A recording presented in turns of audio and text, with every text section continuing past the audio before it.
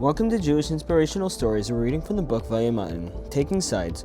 Rav Asher Berenbaum, son of Rav Shmuel, the Rosh Yeshiva in Yeshivas Mir, shared a marvelous thought from his father. When Yaakov heard the thrilling news that his son Yosef was still alive, he was overjoyed and declared, "I will go and I will see him before I die." Rav Shmuel wondered, obviously once he dies, Yaakov can no longer see his son. Why was he stating that he would go and see Yosef before he died?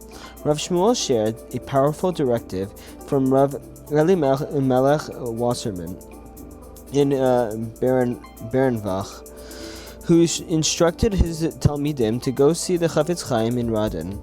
In this world you will be able to see him, but when he arrives in Olam HaEmes, the world of truth, when they understand his true greatness, you won't be allowed within his Dalet Amos. So go now. Rav Shmuel explains, yes, Yaakov Avinu was an Ish Tam Yoshev Ohalim, a wholesome man abiding in tents, the perennial Talmid Chacham, but Yosef was called Yosef HaTzadik. He faced one of the most difficult tests every single day for 12 months. Eshes Potiphar tempted him, and he still refused. Hence, Yaakov Avinu, who understood his son's greatness, proclaimed, "I must go and see him now, in this world, because who knows if I have the zichus to see him or be close to him in the next world." He's Yosef HaTzadik, and this is coming from Yaakov Avinu. These days, each one of us faces unprecedented challenges in guarding our eyes. When we persevere and we overcome, we become transformed, earning the appellation of Tzaddik. As well, and such a Tzaddik is elevated to extraordinary heights in Gan Eden. But what constitutes a tzaddik? As mentioned, Shlomo HaMelech, though the righteous one may fall 7 times, he will rise. It's a beautiful and reassuring sentiment. We can fall and fail and mess up, yet still get back up. The Ralbag, among others, teaches that the number 7 is a figurative, not literal term, implying that the tzaddikim fall time and time again.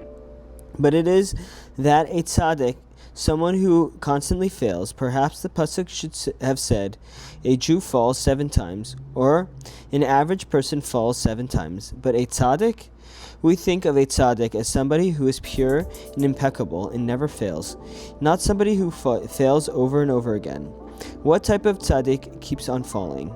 We may suggest an answer based on the pasuk in Parshas Vayera. When Avram Avinu begged Hashem to spare the residents of Sodom, he inquired, "Will you also stamp out the tzaddikim along with the Rasha?"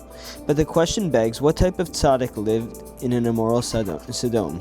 Based on the Meshes Chachama, perhaps we can propose that a tzaddik is not who we think he is. He is not impeccable and flawless. Rather, he is somebody who struggles, perhaps often. He has to battle, and he has to fight. Yes, the tzaddik may even live in Sodom. He walks the streets, he faces the temptations and challenges, but he is determined to fight against his nature and his inclination. Avram knew the fight. He himself fought against temptations and idols, and maybe he thought that there was somebody living in Sodom who, despite being subjugated to all the evils surrounding him, still decided to go against the tide. That's the tzaddik Avram was referring to. Every person has to choose which side I will be on. Which stance will I take? Will I stand for that which is pure and good, or will I contemplate and succumb to my urges? My choosing appropriately becomes a tzaddik. This principle can be found in the term tzaddik. The first 2 letters spell out the word side. We have to choose the side that we want to be on, not to give in, not to look. The next letter is yud. This represents the 10 tests that Avram endured and the 10 tests that each one of us has to endure. As the Arizal says, we all inherited the nisyonos of Abraham. We each experience multiple challenges throughout our lives. But if, through all our nisyonos, we do our utmost to choose the proper side, and we courageously make our way through those challenges, then we arrive at the last letter, the kaf. which has the numerical value of 100. When Avram Avinu was 100 years old, he was blessed with a miracle. He had a child. When we take the right tzaddik dalid in the right side, and we do our best to overcome our nisyonos, symbolized by the letter Yud, then we are zoche, like Avram, to a miracle. Choose the proper side and stand up to your challenges, and you too will be zoche for miracles. Thanks, and we'll continue tomorrow.